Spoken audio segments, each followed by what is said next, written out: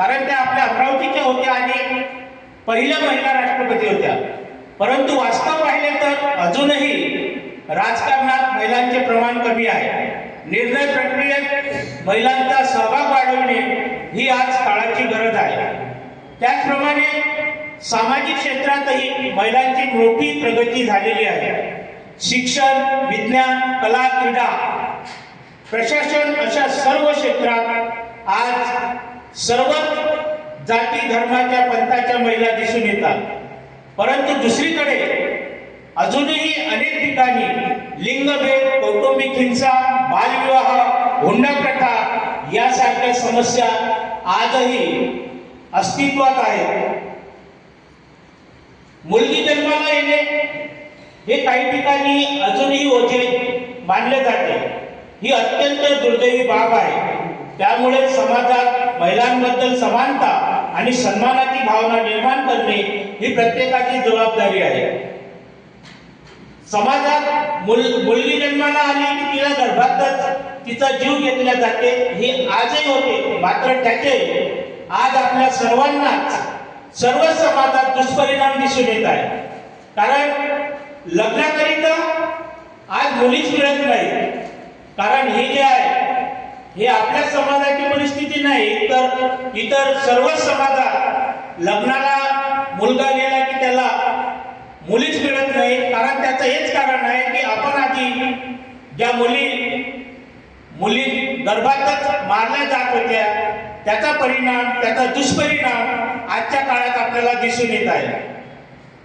आपण महिलांची आर्थिक परिस्थिती पाहता आज महिला आपल्या समाजातील महिला उद्योजक झालेल्या आहेत. आपण एक कल्पना सरोज यांचं उदाहरण घेऊ की आज त्या खूप मोठ्या महिला उद्योजक आहेत.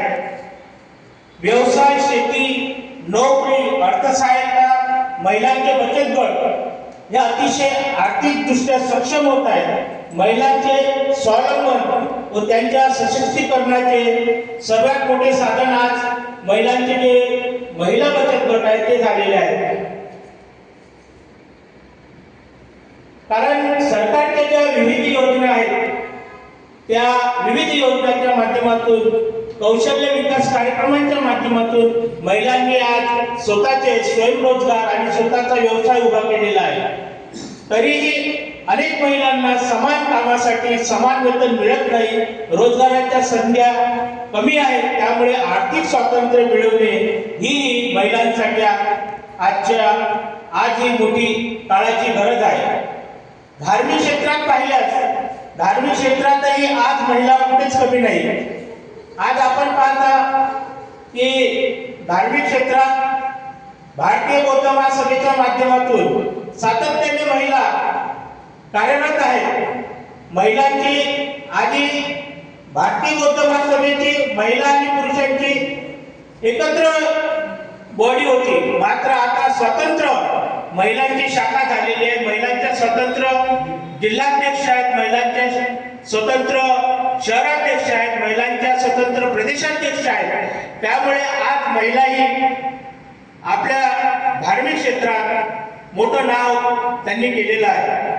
आणि धार्मिक क्षेत्रात आपण पाहता 2,500 वर्षापूर्वी तथागत गौतम बुद्धांनी आपल्या संघात भिक्खुनी संघात भिक्खुनींना स्थान देऊन स्त्री पुरुष समानतेचा तथागत बुद्धांनी 2,500 वर्षापूर्वी संदेश दिला होता.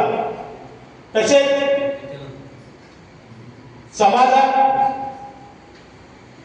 ज्या अंधश्रद्धा आहेत आणि ज्या महिलांना शिकवल्या जात नव्हतं, महिलांना शिक्षण घेऊ दिलं जात नव्हतं, तर त्यासाठी मातोश्री सावित्रीबाई फुले यांनी अतिशय कष्टातून, अतिशय हालकष्ट सहन करून त्यांच्यावर किती म्हणजे कठीण प्रसंग आले हे आपल्या सर्वांना माहितीच आहे.